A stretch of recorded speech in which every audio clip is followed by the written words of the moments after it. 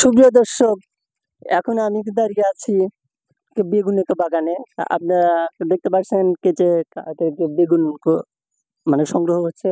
আজকে বাজারে কত বিক্রি করবে, হাট বাজারে বিক্রি করবে। আজকে এই বেগুন খুবই সুন্দর ভালো ফলন হয়েছে। আপনারা দেখতে পাচ্ছেন যে বেগুন উঠেছে। আমি আজকে তাদের সাথে আলাপ আলোচনা করব যে এই ভালো ফলন পাওয়া হচ্ছে কি মন্ত্র কি বা কি পরিস্থিতি সে কাজ করলে কি ভালো ফলন পাওয়া যায়। আজকে চলুন যাই, আমরা তার সাথে কথা বলবো। তার আগে আমি বলে দিচ্ছি যারা আমার ইউটিউব চ্যানেল থেকে আপনারা এই ভিডিওটা দেখুন তারা অবশ্যই চ্যানেলটা সাবস্ক্রাইব করবে এবং ফেসবুক থেকে যারা দেখবেন পেজটা অবশ্যই ফলো দিয়ে রাখবেন। পরবর্তীতে আরো এই সম্পর্কে আরো তথ্য সম্পর্কে আরো ভিডিও পেতে আপনার সাহায্য সহযোগিতা করবেন ইনশাল্লাহ। আসসালামু আলাইকুম, আপনার সাথে কথা বলছি। আহ, আজকের এই যে আপনি এই বেগুন আপনার তো মোটামুটি তো দেখতে পাচ্ছি যে একটা ভালোই ফলন হয়েছে, প্রত্যেকটা গাছেই মানে ৩-৪ টুকরা বেগুন আছেই, তা আশা করা যায়। যে এই বেগুন ভালো ফলন হওয়ার আপনার পিছনে এটা কি পরিমাণ কাজ করেছেন আমি এই কথা জানতে চাই। অনেক কাজ করছি, অনেক কাজ। প্রথমে সার দিছি, ফসফেট, পটাশ, তারপরে বিভিন্ন মেলা সার, অত নাম বলতে পারবো না। অনেকে সার দিছি, মানে যে এই খেতে সার দেওয়া হয়েছিল 5 প্রকারের সার দেওয়া হয়েছে। আচ্ছা, 2 দিন সার দিয়ে হারে তারপরে আবার চাষ করছি, চাষ করে হারে আবার ওইভাবে থিয়ে যায় হারে আবার আবার 1 সপ্তাহ পরে এসে আবার সার দিয়ে আবার ওইভাবে আবার চাষ দিয়ে থিয়ে হারে তারপরে হলো এই ক্ষেত শোধন করে হারে তারপরে হলো বীজ লাগাছি। আচ্ছা। এই বাগুনের সবচেয়ে একটা গুরুত্বপূর্ণ রোগ হচ্ছে এই ছিদ্র পোকা। ছিদ্রকারী পোকাটা মানে বাগুনের সবচেয়ে বেশি ক্ষতিকরী থাকে বা সকল ক্ষেত্রে দেখা যায়। সেই ক্ষেত্রে আপনি কি ওষুধটা ব্যবহার করছিলেন?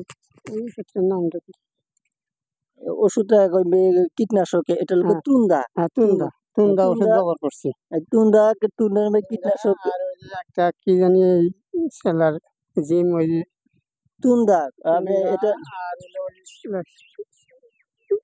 কি একটা জিম আছে। আচ্ছা, যাই হোক, মিস্টার টপ একটা আছে, মিস্টার টপ এই কীটনাশক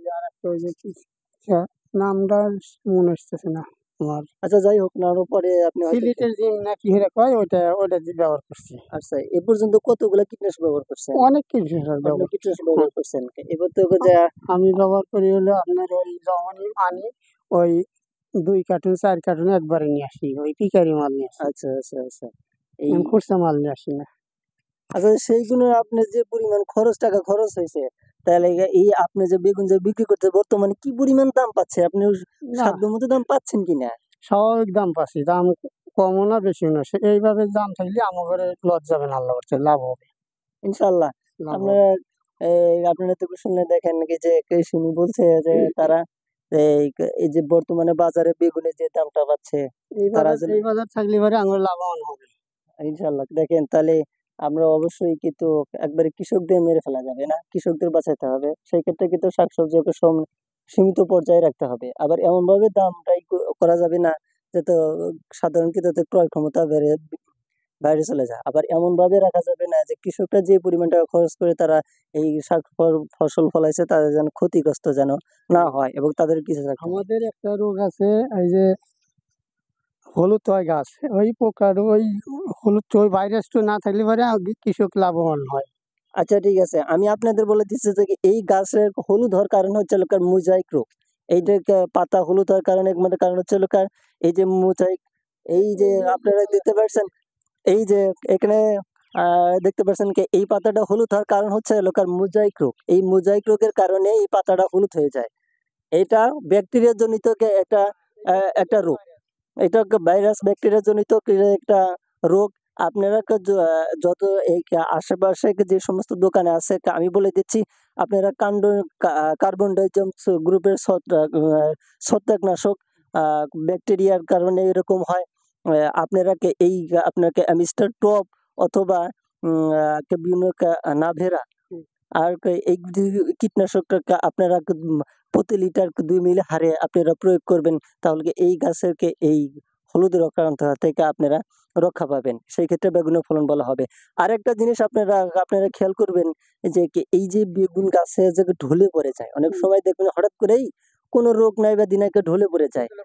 এটা হচ্ছে বিভিন্ন কারণে, 2টা কারণে থাকে। একটা ছত্রাকের কারণে হয়ে থাকে আর ব্যাকটেরিয়ার কারণে হয়ে থাকে। মনে রাখবেন এই যে কি আপনারা যে এই যে পানি যে দিচ্ছেন এখানে কখনো গাছের গোড়ায় যেন কখনো পানি জমে না থাকে। আর চারা লাগানোর চারা লাগানোর সময় আপনারা একটা জিনিস খেয়াল করবেন, একটা গাছে থেকে আরেকটা গাছকে দুজন পর্যাপ্ত পরিমাণ থাকে, কমপক্ষে 2 থেকে 2.5 ফিট জায়গা রাখবেন। যখন এই বেগুন গাছটা যখন বড় হবে তখন তার ছায়া ডালপালা অনেক বড় হবে। ছায়া ডালপালা বড় হলে আপনার দেখুন সূর্যের আলো যেন মাটির গোড়াতে যখন না পৌঁছাইতে পারে তখন ওই জায়গাটা ইনফেকশন সৃষ্টি হয়। এটা হলো ব্যাকটেরিয়ার কারণে তখন এই গাছটা আস্তে আস্তে ঢলে পড়ে। সেই কারণে আপনার পর্যাপ্ত পরিমাণ জায়গা রাখলে আপনার যখন গাছ বড় হবে জায়গা থাকবে, ডালপালা প্রসারণের জায়গা পাবে, সূর্যের আলো তখন গাছের গোড়া পৌঁছাবে, তখন ওই ধরনের রোগ ব্যাধি আক্রমণ করতে পারবে না। বুঝতে পারছেন? তাহলে পরবর্তীতে আমরা যখন এই গাছগুলো লাগাবেন ঢলে পড়া রোগ, মোজাইক রোগ, ব্যাকটেরিয়া যত প্রকার রোগ আছে এই রোগ সমাধান করার জন্য আপনারা গাছের গোড়ায় ঠিকঠাক মতো আপনারা পানি দিবেন, যাতে পানি যেন কি না থাকে, জমা যেন না থাকে, নিষ্কাশন হয়ে অন্য জমিতে চলে যায়। আবার গাছের স্পেস বা এক গাছ থেকে এক গাছের দূরত্ব 2 থেকে 2.5 ফিট জায়গা রাখবেন, যাতে গাছ বড় হলে সুন্দর জায়গা রাখবে, সব ভালো থাকে সুস্থ থাকে ইনশাল্লাহ। আপনারা দেখেন এই যে আপনারা যারা বাগান করে কথা ভাবছেন তারা অবশ্যই কিছু নিয়ম কানুন মেনে চলবেন, বিশেষ করে এই বেগুন গাছ। আর আপনাদের কথাটা মনে রেখে আমি একটা বলে দিই, দানাদার শস্যের আশেপাশে কখনো এরকম লাউ, বেগুন এই গাছ লাগাতে যাবেন না। এই এলাকা থেকে দানাদার রোগের যে সমস্ত ক্ষতিকর পোকা আক্রমণ থাকে তাহলে সহজেই এই বেগুন গাছে সহজেই তারা আক্রমণ করতে পারে, খুবই সহজেই।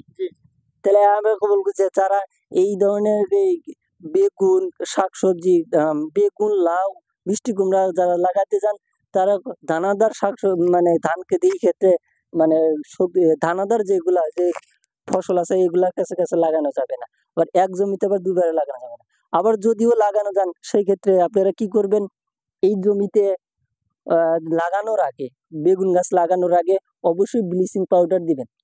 ব্লিচিং পাউডার দিলে ভিতরে ব্যবহার করেন আপনারা। ব্লিচিং পাউডার দিলে কারে মাটির ভিতরে যে সমস্ত ব্যাকটেরিয়া বসবাস করে ক্ষতি করে, যে কিছু কিছু পোকা আছে, মাঞ্জুল আছে, তারপরে পিঁপড়া আছে, সেগুলা মারা যায়। আর এই ব্লিচিং পাউডার 10 থেকে 20 দিন পরে আপনারা চারা লাগবেন, তাহলে সুন্দর সুস্থ আপনারা ফসল পাবেন ইনশাল্লাহ।